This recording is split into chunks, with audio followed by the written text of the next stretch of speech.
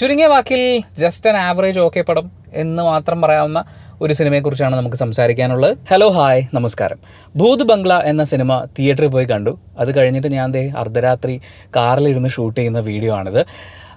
ഈ സിനിമയെക്കുറിച്ച് പറയുന്നതിന് മുമ്പ് എന്നോട് പണ്ട് മണിയമ്പിള്ള രാജു അദ്ദേഹത്തിൻ്റെ ഒരു ഇൻ്റർവ്യൂ ഞാൻ എടുത്തപ്പോൾ എന്നോട് പ്രിയദർശനെക്കുറിച്ച് പറഞ്ഞൊരു കാര്യമാണ്. എല്ലാ ദിവസവും ഒരു പുതിയ സിനിമയെങ്കിലും, അതായത് ഒരു ദിവസം മുഴുവൻ പണിയാണെന്ന് പറഞ്ഞാലും ഒരു ദിവസം രാത്രി ഉറങ്ങുന്നതിന് മുമ്പ് ഒരു പുതിയ സിനിമയെങ്കിലും കണ്ടിട്ടേ പ്രിയദർശൻ ഉറങ്ങുള്ളൂ എന്ന് പറയുന്ന കാര്യമാണ്.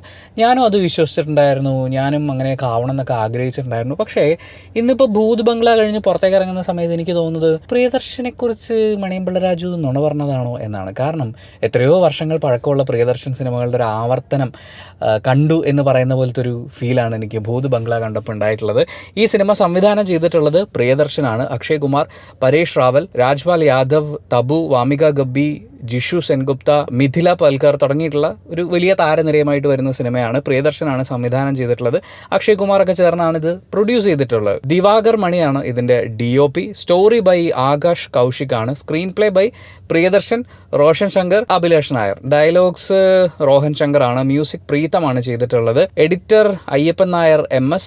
സൗണ്ട് ഡിസൈനേഴ്സ് രാജാകൃഷ്ണനും ഷഹാബ് ആലമുമാണ് ചെയ്തിട്ടുള്ളത്. ബാക്ക്ഗ്രൗണ്ട് സ്കോർ റോണി റാഫേലാണ് ചെയ്തിട്ടുള്ളത്. DI Sree Sarathi studios. Colourist Vishnuvardhan.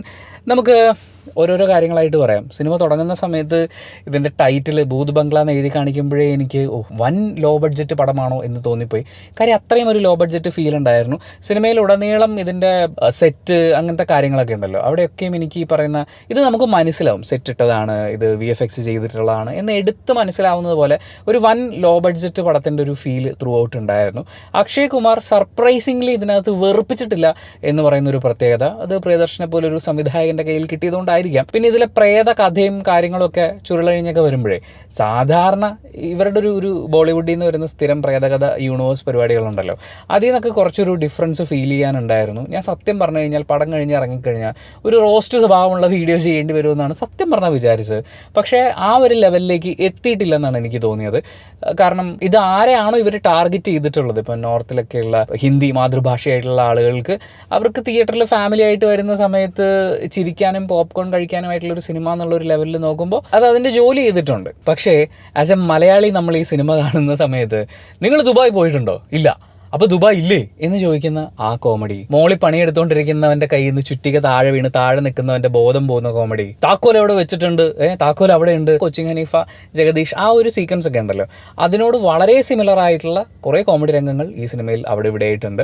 അത് അക്ഷയ് കുമാർ ഇവരൊക്കെ ചെയ്യുമ്പോഴാണ് നമ്മുടെ മലയാളത്തിലെ ലെജൻഡ്സ് ഏത് റേഞ്ചിലാണ് അത് ചെയ്തു വെച്ചിരിക്കുന്നത് നമുക്ക് തോന്നിപ്പോവുക.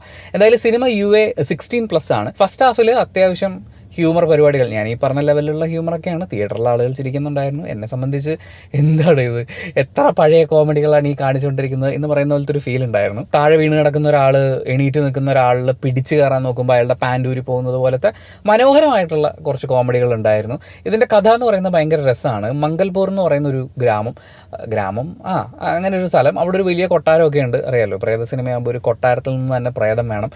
പ്രേതങ്ങളുടെ കാര്യത്തിൽ പോലും നമുക്ക് ദാരിദ്ര്യം പിടിക്കാൻ പറ്റില്ല. കംപ്ലീറ്റ് രാജകുടുംബത്തിൽ നിന്നൊക്കെയുള്ള ആ റേഞ്ചിലുള്ളൊരു കൊട്ടാരം തന്നെ വേണമല്ലോ, ഈ പ്രേതം അവിടെ നിന്ന് തന്നെ വരണമല്ലോ. അപ്പോൾ അങ്ങനെ ആ മംഗൽപുരത്ത് ഒരു കൊട്ടാരമൊക്കെ ഉണ്ട്. അതുപോലെ ആ നാട്ടിലൊരു വിശ്വാസമുണ്ട്.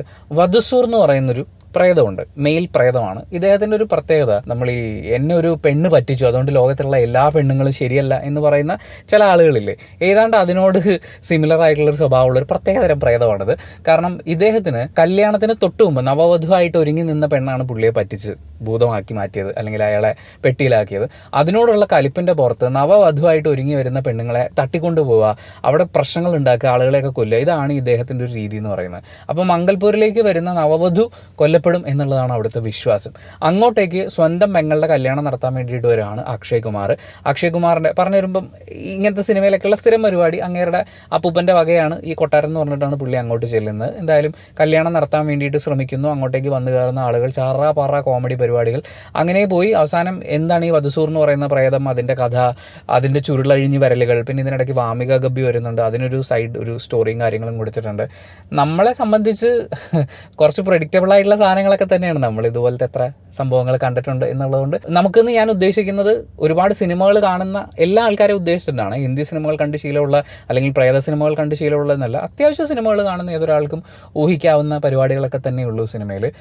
ഈ പറയുന്ന തുടക്കത്തിൽ ഞാൻ പറഞ്ഞ പോലത്തെ ആ കൈൻഡ് ഓഫ് കോമഡികളൊക്കെ കേട്ട് ചിരിക്കുമെങ്കിൽ പോപ്കോൺ കഴിക്കുന്നതിന് നിങ്ങൾക്ക് ഒരു ബുദ്ധിമുട്ടും ഇല്ലെങ്കിൽ തീർച്ചയായും നിങ്ങൾക്ക് ഈ സിനിമ തിയേറ്ററിൽ എൻജോയ് ചെയ്യാൻ പറ്റുമായിരിക്കും. പിന്നെ ടിപ്പിക്കൽ ബോളിവുഡ് മസാല സാധനങ്ങളൊക്കെ ഉണ്ടല്ലോ, ഈ സ്ത്രീ ശരീരം കാണിക്കാൻ വേണ്ടിയിട്ട് കൂടുതൽ സമയം എടുക്കുക. പ്രേതത്തിന് 5 മിനിറ്റ് കൊടുത്തു കഴിഞ്ഞാൽ അടുത്ത 50 മിനിറ്റ് ഒരു സ്ത്രീ ശരീരം കാണിക്കുക എന്ന് പറയുന്ന ആ പാറ്റേണിലേക്കൊന്നും പോയിട്ടില്ല.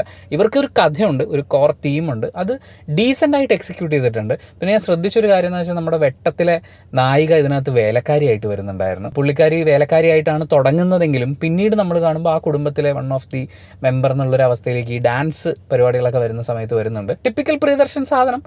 അതിനകത്ത് പക്ഷേ പുതുമയുള്ള ഒന്നും തന്നെയില്ല. ഈ പറയുന്നൊരു കഥ, വധുസൂർ എന്ന് പറയുന്നൊരു പ്രേതം പരിപാടികൾ, പക്ഷേ അവിടെയും ഈ VFXും ആ കാര്യങ്ങളും കുറച്ചും കൂടി ഗംഭീരമായിട്ട് വർക്ക് ചെയ്തിരുന്നെങ്കിൽ എന്ന് തോന്നി. മ്യൂസിക് വൈസ് ഓക്കേഷ് ഒരു ഫീലാണ്. ആകെ മൊത്തത്തിൽ ഒരു പടം കണ്ടു. എന്നെ സംബന്ധിച്ചത് ഭയങ്കര പടമാണ്, നിങ്ങളൊന്ന് കണ്ടു നോക്കൂ, അല്ലെങ്കിൽ അങ്ങനെ നമുക്ക് പറയാനുള്ള ഒരു വാവ് ഫാക്ടർ എനിക്ക് കിട്ടിയിട്ടില്ല. ജസ്റ്റ് ഒരു ആവറേജ് പടം. പക്ഷേ ഞാൻ ഈ നേരത്തെ പറഞ്ഞ കൈൻഡ് ഓഫ് കോമഡികൾ നിങ്ങൾ ഇതിനു മുമ്പ് കണ്ടിട്ടില്ലെങ്കിൽ അത് കണ്ടാൽ നിങ്ങൾ ഇപ്പോഴും ചിരിക്കുമെങ്കിൽ. കുറേ ആൾക്കാർ പറയാറുണ്ട് പൊളിറ്റിക്കൽ കറക്റ്റ്നെസ് ഒന്നും ഇല്ലാത്ത പഴയ കോമഡികളൊക്കെ എന്ത് രസമായിരുന്നു എന്നൊക്കെ. ആ കോമഡി വീണ്ടും കാണണം എന്നാണെങ്കിൽ തീർച്ചയായിട്ടും നിങ്ങൾക്ക് ഈ സിനിമ തിയേറ്ററിൽ പോയി കാണാവുന്നതാണ്. പക്ഷേ പ്രിയദർശൻ പ്രൈം നമ്മൾ കണ്ടിട്ടുള്ള ഒരു സാധനം ഉണ്ടല്ലോ, അങ്ങേർക്ക് മാത്രം ചെയ്യാൻ പറ്റുന്ന അത്ഭുതകരമായ ചില പരിപാടികൾ. I am missing it. അത് മാത്രമല്ല, ഈ ആർട്ടിസ്റ്റുകൾക്ക് ഇതൊക്കെ പുഷ് ചെയ്യാൻ പറ്റുന്നതിനൊരു ലിമിറ്റുണ്ട്. അതിന് നമ്മുടെ ലാലേട്ടനും മുകേഷും അവരുടെ ഒരു ടീമൊക്കെ വേണം. ഇന്നസെൻ്റ്, നെടുമുടി വേണു, അതൊന്നും ഇനി അങ്ങനെ ഒരു കാലം വരുമോ? ഞാൻ ഈ സിനിമ കാണുന്ന സമയത്ത് ആക്ച്വലി ആലോചിച്ചിരുന്നത് അതാണ്. ഇതൊക്കെ നമ്മുടെ ശങ്കരാടി, കുതിരോട്ടം പപ്പുചേട്ടൻ, ജഗതി, ഇവരൊക്കെ ചേർന്ന് ഉണ്ടാക്കി വെച്ചിട്ടുള്ളൊരു സാധനമുണ്ട് മാൻ. അത് റീക്രിയേറ്റ് ചെയ്യാനുള്ള ശ്രമമാണോ എന്നൊക്കെ പറയുന്ന പോലെ എനിവേ എനിക്കൊരു സാറ്റിസ്ഫാക്ഷൻ കിട്ടിയില്ല.